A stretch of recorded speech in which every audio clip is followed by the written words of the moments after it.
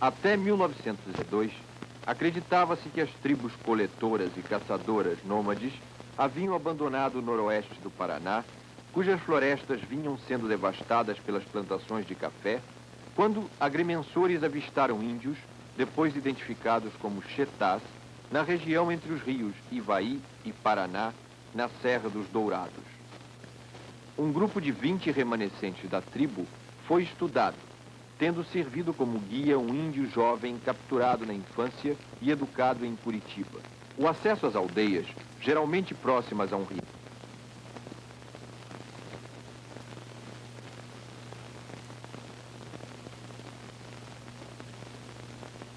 as aldeias eram formadas de rudimentares cabanas, com uma estrutura de ramos e revestidas com folhas de palmeiras, havendo apenas uma cobertura à parede mais bem construída num só lado.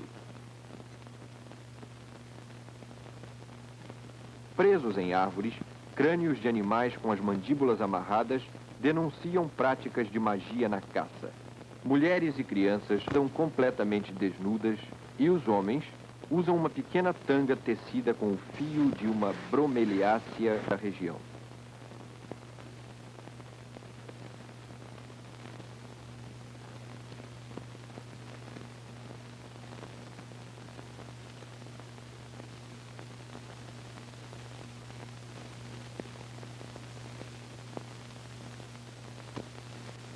Para construir as aldeias, abrem clareiras na floresta usando o machado de pedra, que desde os primeiros contatos com os civilizados foi substituído pelo machado de ferro. Assim, tornou-se difícil a documentação do fabrico do machado tradicional. Tomando um seixo como matéria-prima, o índio Arigã inicia a primeira operação, que consiste na retirada do córtex. Depois, molda-o, talhando o seixo com um rústico percutor de pedra. Esta operação dura muitas horas, sendo interrompida frequentemente e só é terminada no dia imediato. Quando o seixo adquire a forma definitiva de um machado, sua superfície é polida por uma primitiva técnica de esmeril, utilizando-se areia muito fina e atritando-o contra a superfície de outra pedra.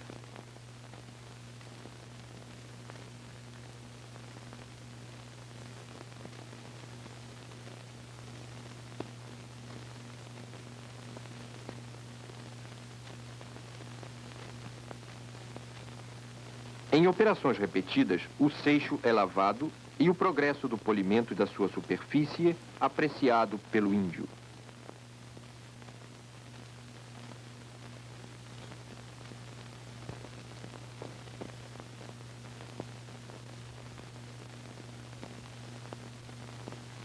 Para o encastoamento desta lâmina de pedra num cabo de madeira, faz-se necessário um cinzel.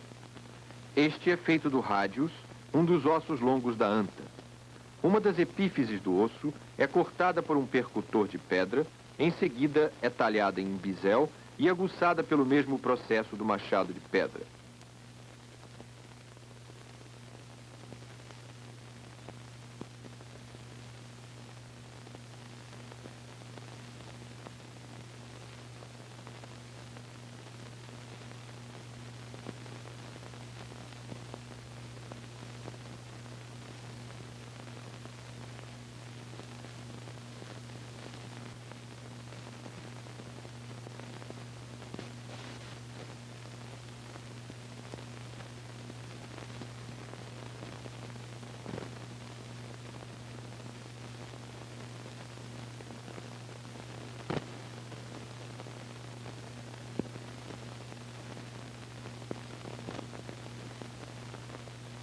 Com esse cinzel, praticam a escavação no cabo de madeira, onde será encastoada a lâmina de pedra.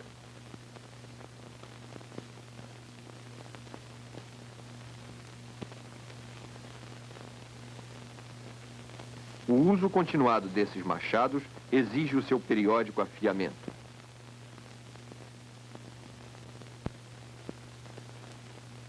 Na busca de alimento cotidiano, o machado de pedra tradicional tem múltiplos empregos: abater árvores, abrir abelheiras ou troncos contendo larvas. O índio, com colar de dentes de coati, usa o clássico ornamento labial dos chetás, exclusivo dos homens, que é constituído de duas peças perpendicularmente ajustáveis entre si. A peça vertical, o fragmento de resina endurecido, é trabalhado com uma lasca de sílex até sua forma aproximar-se grosseiramente a de um fuso. A seguir, a peça de resina, segura por uma tenaz de bambu, é mantida em cima de brasas. Quando aquecida, torna-se moldável, permitindo ao índio dar-lhe o desejado aspecto fusiforme.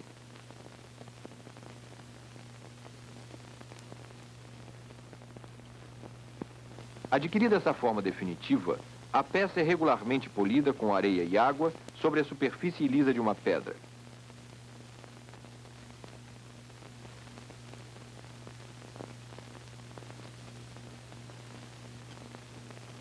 O lustro final da superfície é obtido pela fricção da peça com uma folha de embaúba, uma cecrópia abundante na região, cuja rugosidade permite dar à mesma uma aparência vítrea.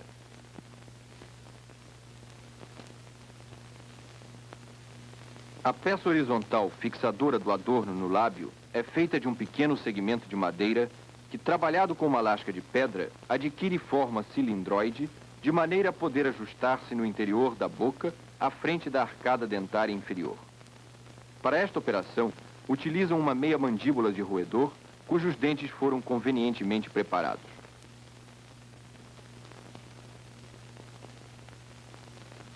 Escava-se no meio desse suporte de madeira uma pequena cavidade, na qual se vai encaixar perpendicularmente a peça fusiforme de resina. Sobre o objeto de madeira introduzido na boca, é encaixada a peça de resina através de uma perfuração feita no lábio. A técnica da plumária é muito simples. Retalhos de peles de pássaro, conservando suas belas penas coloridas, são adaptados, bem distendidos, à superfície das cuias para secarem. O caçador esfola a ave por meio de uma lasca de criciúma, uma bambusácea frequente na Serra dos Dourados, que proporciona talas muito cortantes.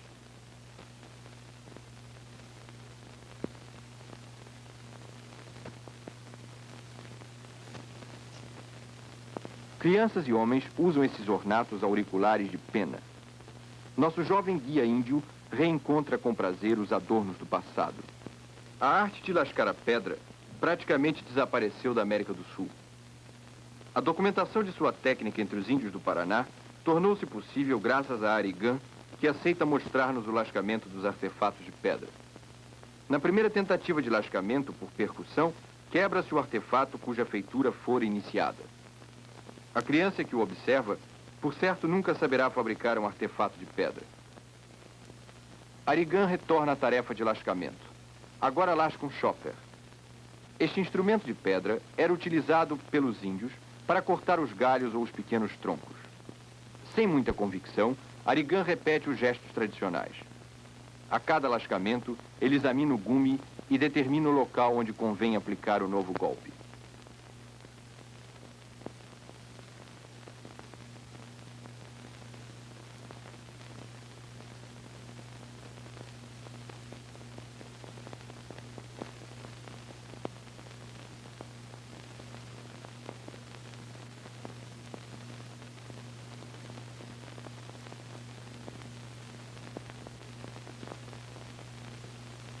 Os fragmentos destacados no decurso da elaboração do artefato formam lascas de formas indeterminadas.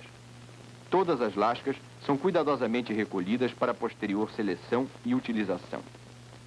Essas lascas, pela variedade de suas proporções e pelas múltiplas possibilidades apresentadas pelos seus gumes, são espontaneamente utilizadas para os diferentes trabalhos realizados por este grupo humano florestal, tais como o destacamento do corpo do tatu de sua carapaça, ou então o corte das rebarbas, no fabrico do cesto.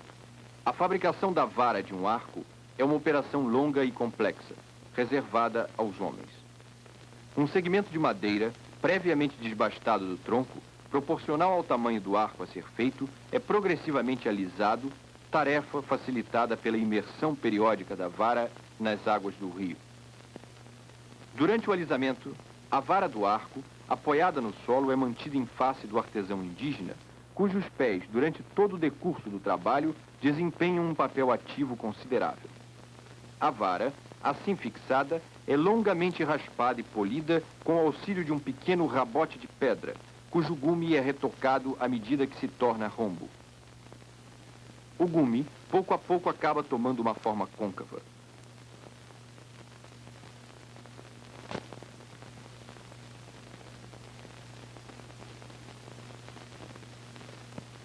Quando o alisamento é satisfatório, é o polimento final com uma folha de embaúba, cuja superfície rugosa permite alcançar um bom resultado. A vara do arco será então tingida. A tinta é preparada com a casca de uma árvore, cuja entrecasca vermelha proporciona um belo colorido.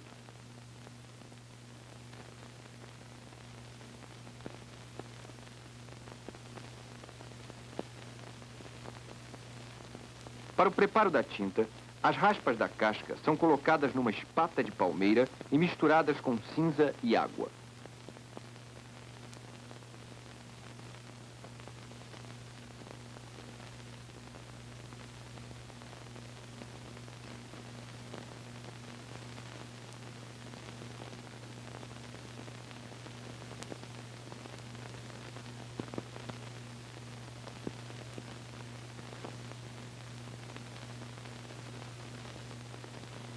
Após uma ligeira maceração, essas cascas são friccionadas manualmente sobre a vara do arco, previamente aquecida, o que lhe imprime um colorido vermelho castanho.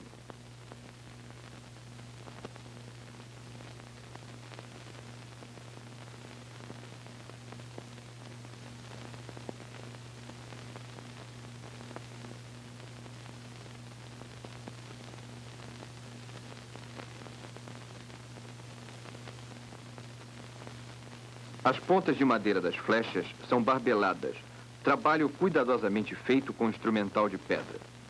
Para fixação da emplumação nas hastes das flechas, feitas de bambus finos, utilizam um perfurador de dente de coati.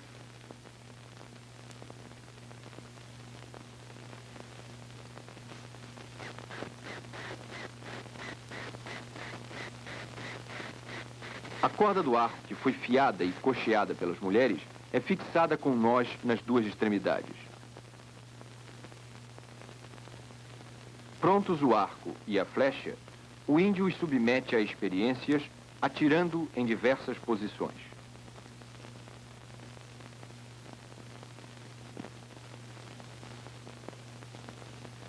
As crianças se entretêm em folguedos, com carrapetas ou fazendo moquém de aves. A matéria-prima para a cestaria é fornecida pelas folhas de palmeira. Para sua coleta, o índio sobe pela estipe da palmeira. Na copa, a golpes seguros de um artefato de pedra lascada, secciona a base da nervura central e a folha tomba ao solo.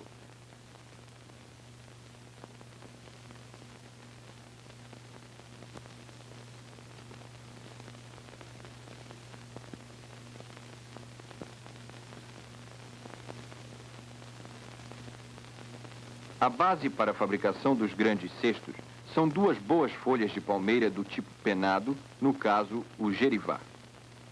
Os cestos são transportados sobre o dorso por meio de uma faixa frontal.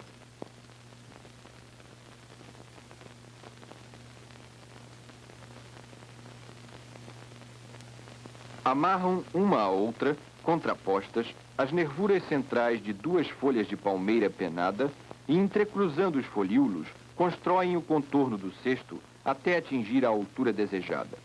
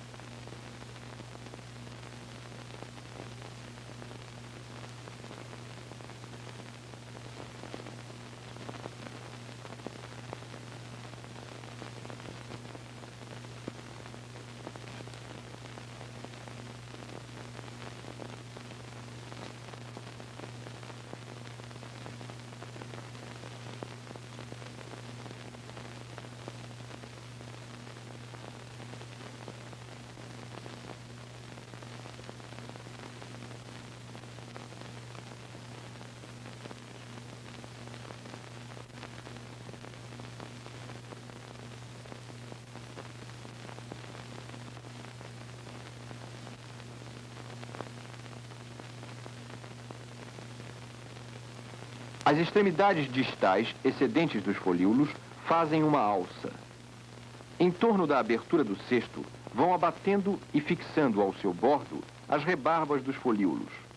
Obtêm, assim, um acabamento firme num cesto de forma elipsoide.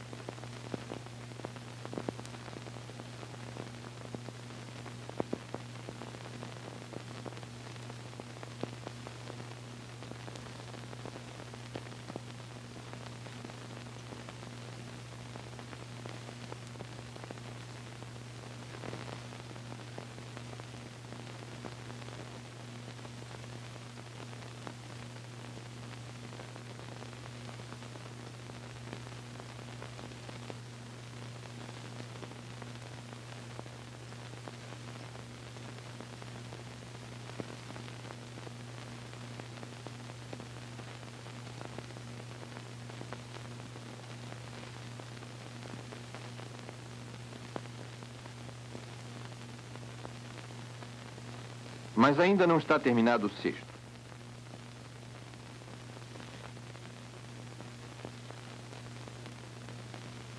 Tomando outra folha de palmeira, a Índia começa a entretecer a tampa, grosseiramente quadrilátera, que fixa fortemente ao bordo, paralelamente ao da nervura da base.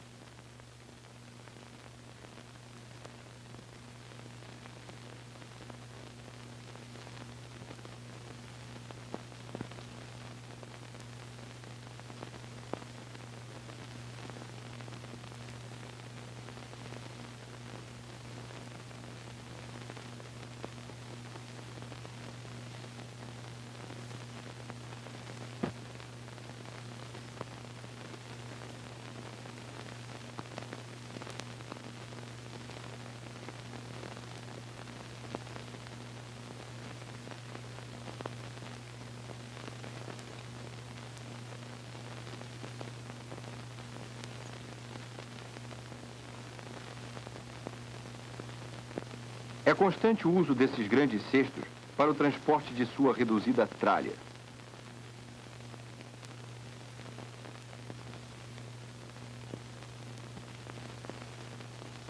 Dos frutos do cabaceiro fazem as cuias, alguns dos raros vasilhames de que dispõem. Para a utilização de seu pericarpo como recipiente, torna-se necessário submetê-lo a um tratamento prévio. Após o esvaziamento do seu conteúdo, aprimoram o aspecto externo por cuidadoso polimento em que empregam a folha de embaúba e saliva.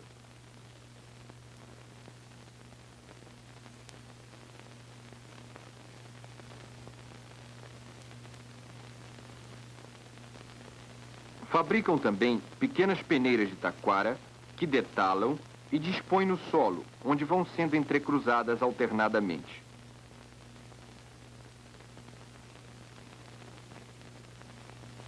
Os pés do trançador colaboram com as mãos na fixação do trançado já executado.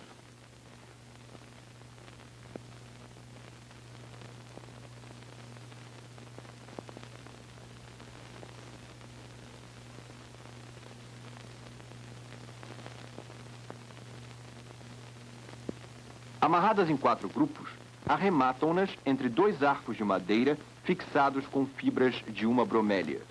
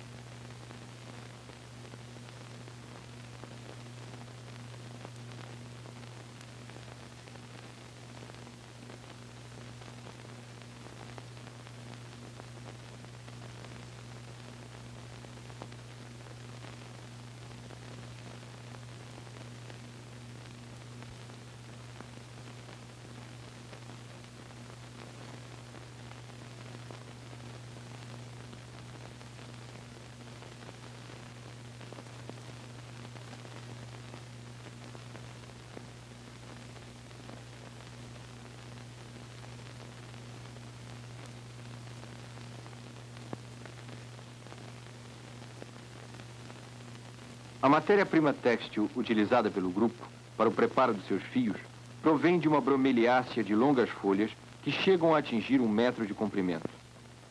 O preparo da fibra é tarefa das mulheres. Preliminarmente, passam as longas folhas entre 2 bastões de madeira que as comprimem e facilitam a separação da parte filamentosa da folha, o que é feito a seguir pelo seu simples detalamento manual. Depois, as talas filamentosas são mergulhadas no remanso de um rio, onde permanecem vários dias até que se torne possível destacá-las dos demais elementos vegetais da folha.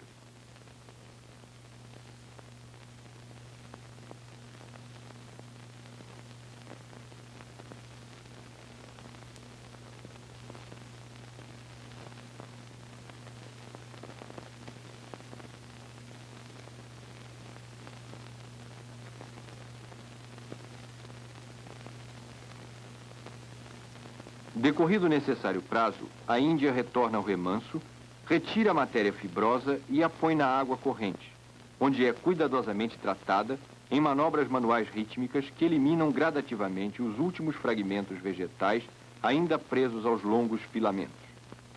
São excelentes as mechas de fibras que serão a seguir fiadas. Como não possuem fusos, as mulheres fazem a fiação torcendo manualmente essas fibras sobre a própria coxa.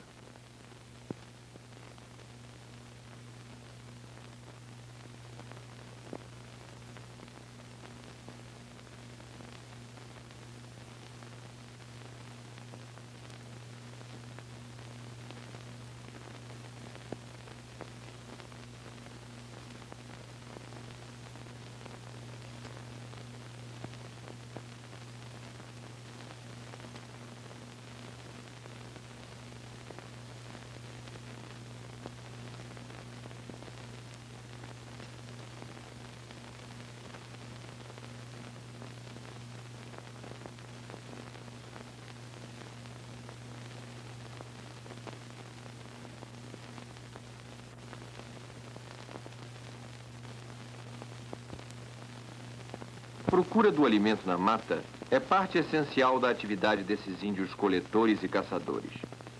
Diariamente, em grupos ou isolados, executam o árduo trabalho com resultados por vezes escassos.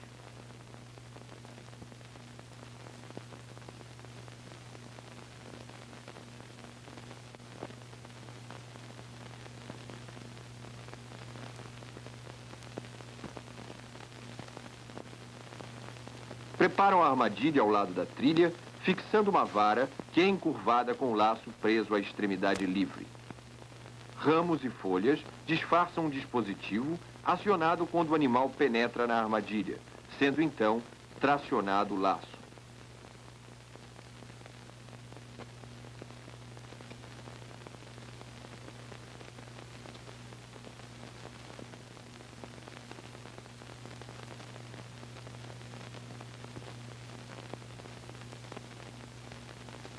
Além da caça com armas e armadilhas, praticam a caça-coleta, simples apanho de pequenos animais.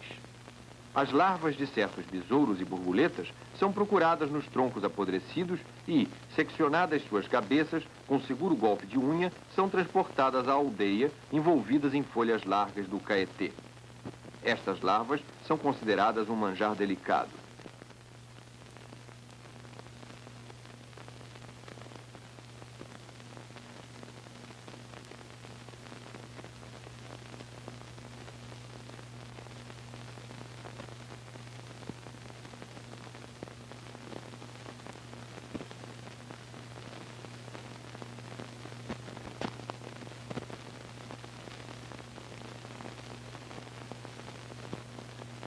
As palmeiras, das quais consomem palmitos e frutos, têm um papel importante na alimentação desses índios.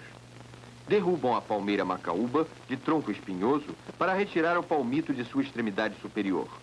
Utilizam o machado de pedra para atingir a parte interna comestível e, por vezes, usam seu cabo a fim de retirar o invólucro externo fibroso.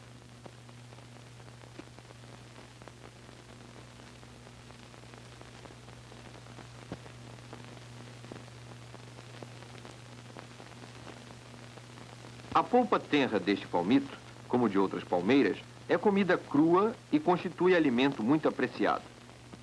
A alimentação destes índios é variada. Além da colheita feita sobre as árvores e na superfície do solo, escavam a terra para retirar tubérculos comestíveis. Mesmo as crianças localizam as plantas e praticam a escavação manual. Retirados os tubérculos, são assados na brasa antes de serem comidos.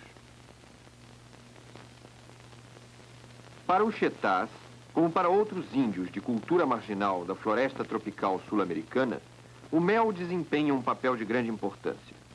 Não poupam esforços para alcançar os ninhos de vespas ou abelhas que produzem o mel. Uma vez identificado um enxu de vespas nos ramos de uma árvore alta, o índio prepara um facho de folhas secas de palmeira, coloca-o sobre o dorso com o seu machado de pedras e galga o tronco liso com auxílio de uma alça de cipó, teia presa aos pés. Corajosamente em pé, num grosso ramo, põe fogo no facho, enfumaça e incendeia o enxu para depois derrubar ao solo o galho a que está preso.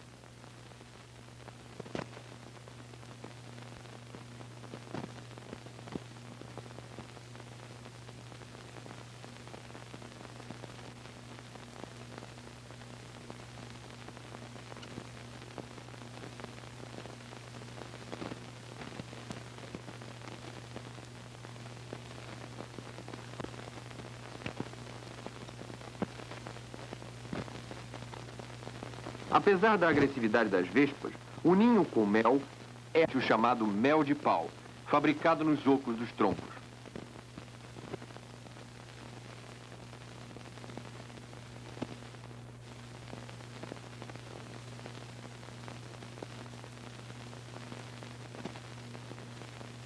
Após paciente busca da abelheira, abrem-na com um machado de pedra para extrair os favos de mel, produzidos por pequenas abelhas silvestres chamadas mirins, que integram a família das meloponídeas.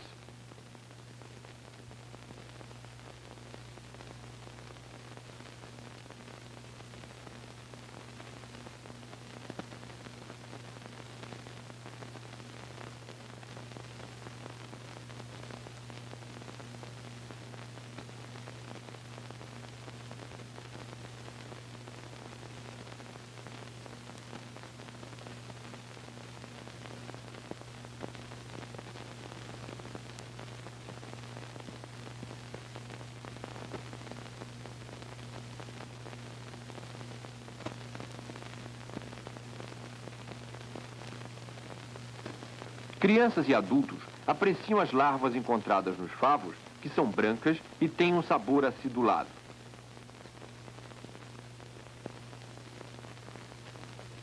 Sendo grande o oco do tronco, o índio introduz mais amplamente o braço à medida que vai esvaziando seu conteúdo. Favos e tufos de musgo embebidos em mel são transportados no interior de grandes cabaças para suas rudimentares aldeias. No correr da tarde, retornam à aldeia trazendo a caça apanhada nas suas armadilhas ou mortas por seus arcos e flechas, bem como os frutos colhidos no seio da floresta. As peças de caça maiores são transportadas pelos homens e meninos sobre o dorso e mantidas por alça frontal.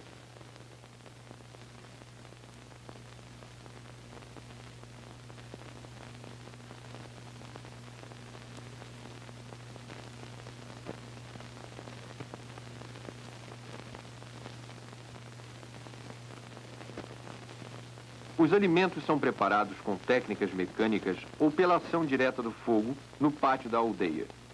Produzem o fogo pelo atrito de 2 bastões de madeira, apresentando o bastão horizontal uma pequena escavação para apoiar e fixar o bastão vertical. Pelo calor do atrito se inflamam pequenos fragmentos de vegetais secos, mas sendo o processo longo e fatigante, raramente recorrem a ele os chetás. A manutenção do fogo cabe às mulheres e crianças. E como é sempre difícil sua obtenção, constitui uma das preocupações constantes destes índios. Sendo desconhecida a cerâmica, só usam vasilhas de origem vegetal que não resistem ao fogo, não praticando, portanto, a cozedura dos alimentos. Só para usos especiais aquecem a água em espatas de palmeira ou cabaças, mergulhando sucessivamente tições na água.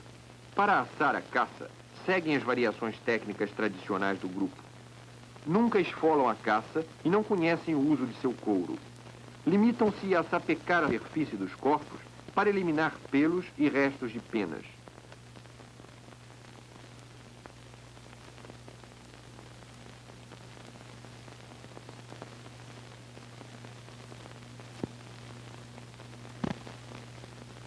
O tatu também é sapecado. E eliminada a cutícula, o corpo é a seguir destacado da carapaça com uma lasca de pedra.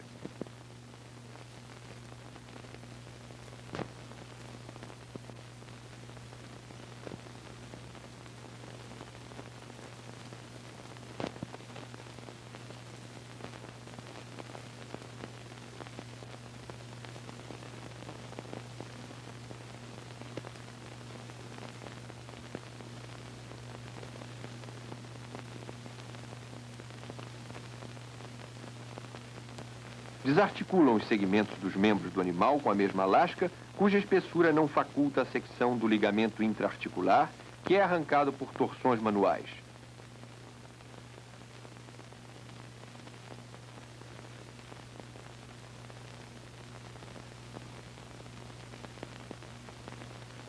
O índio incisa a linha mediana ventral para retirar as vísceras, que são colocadas sobre as brasas para assar.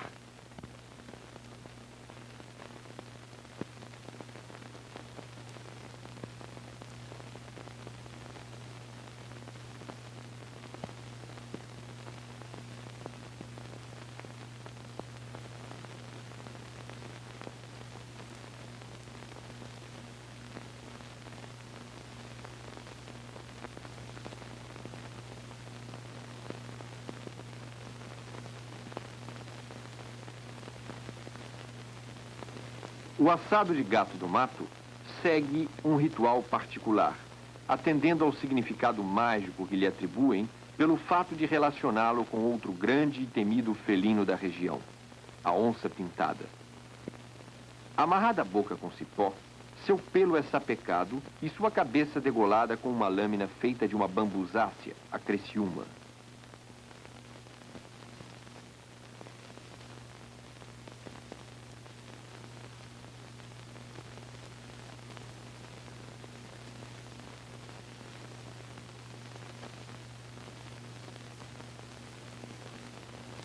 Eviscerado, a cabeça é colocada no interior do abdômen, cuja cavidade costuram com grosseiros pontos de fibras vegetais.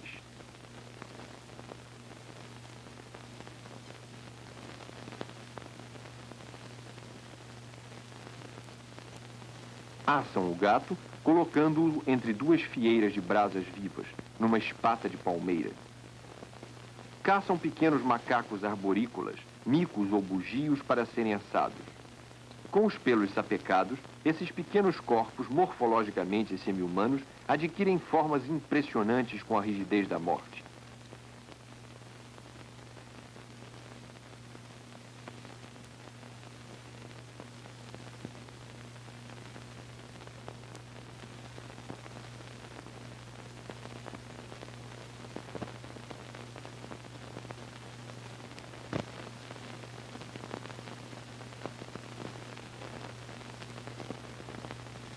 Mamíferos maiores podem ser esquartejados e seus pedaços assados, não diretamente sobre as brasas, mas suspensos por cipós presos a uma vara arqueada por cima do braseiro.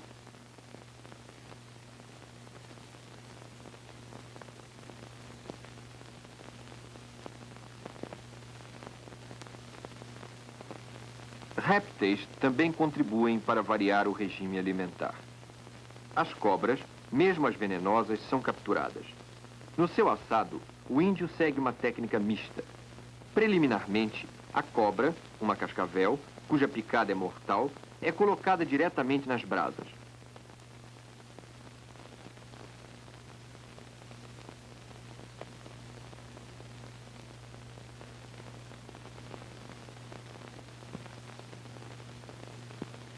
Em seguida, enrolada e suspensa sobre o braseiro, acaba de assar a fogo lento.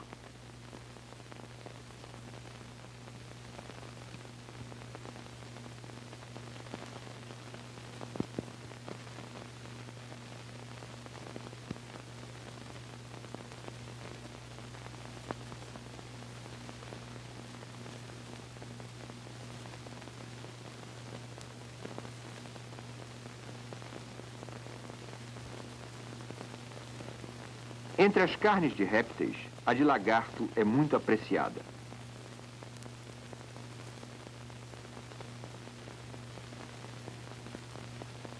Aves, como araras, após depenadas e sapecadas, são assadas ao calor do fogo.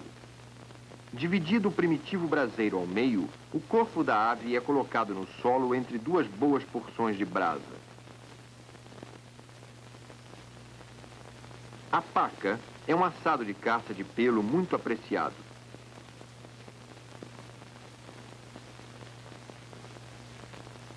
Um gordo exemplar é apresentado por uma criança. A carne assada é despedaçada à unha ou com os dentes. E também as crianças pequenas recebem um pedaço.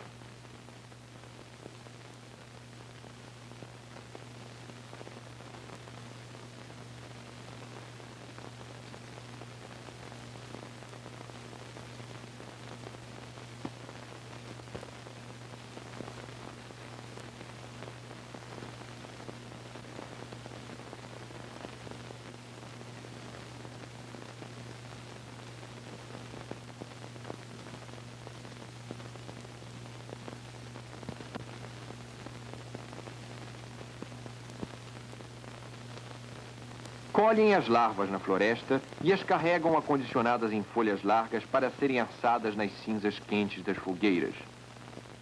Preparadas assim no borralho, são com os dedos delicadamente rompidas ao...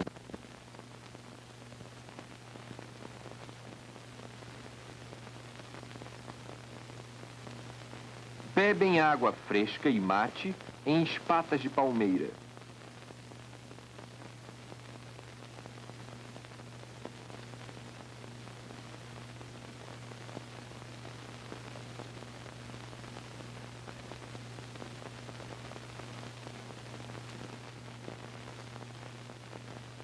Uma das espécies de palmeira, a gerivá, tem particular significado para os chetás por frutificar durante todo o ano.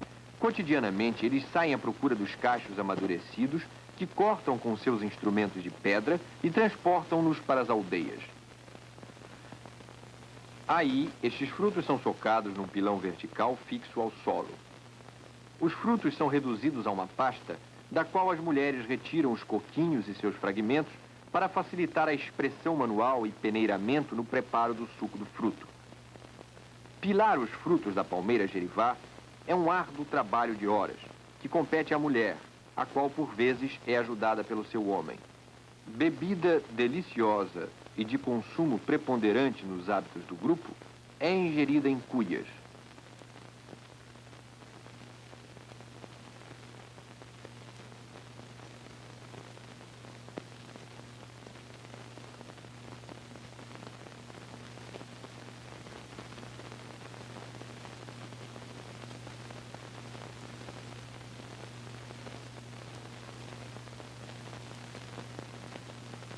Os frutos de uma outra palmácea, a macaúba, são colhidos sobretudo maduros, quando caem ao solo, pois é impossível subir por sua estipe espinhosa.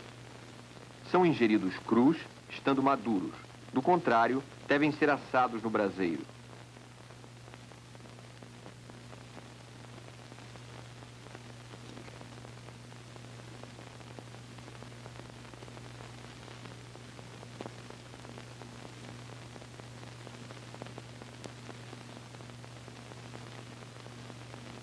Para destacar a polpa externa muito fibrosa, apoiam o fruto numa pequena escavação em concha, feita num segmento de tronco, e batem convenientemente com um seixo até desagregarem a fibra do coquinho. Completam a operação com os dentes e quebram o coquinho para comer seu conteúdo.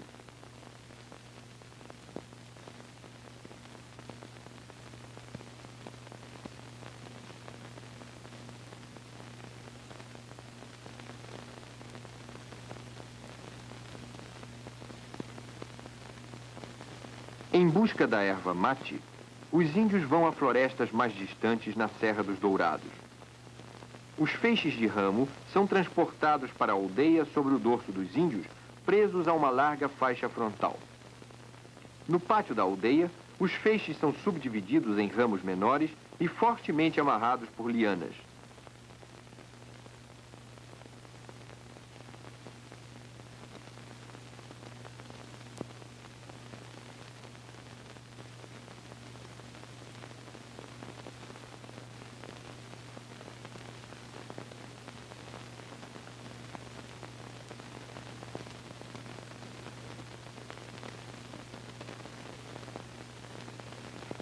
Sobre uma pequena fogueira, secam as folhas, atadas a uma vara inclinada.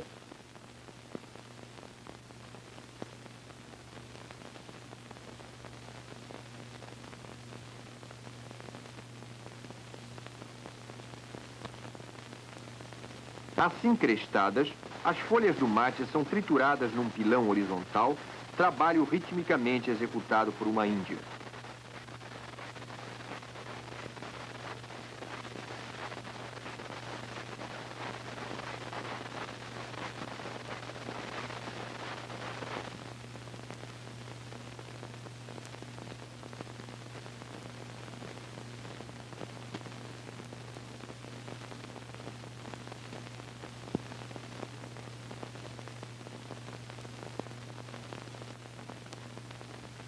O pó é recolhido numa espata de palmeira.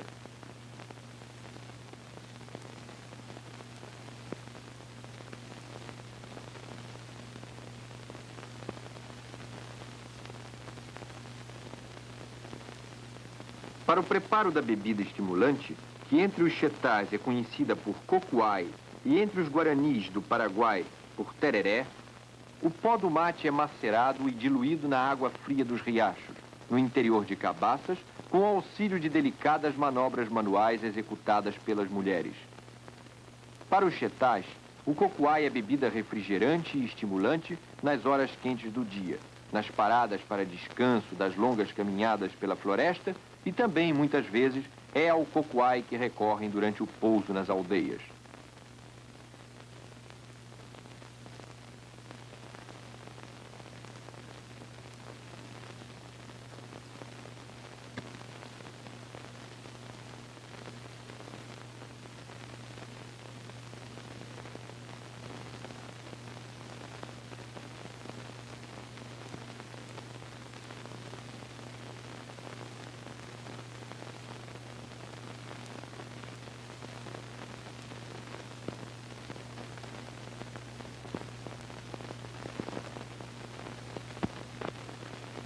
Estes índios entoam vários cantos.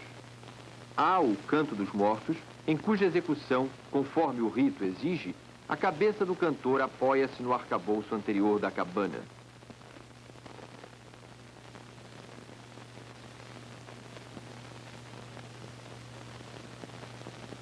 Quando a doença atinge um dos índios, recorrem a práticas terapêuticas rudimentares, predominantemente de magia. Há um saber tradicional que atribui propriedades curativas a certas plantas da floresta. Uma curiosa prática para a cura de dores de cabeça é o seu pressionamento com os pés.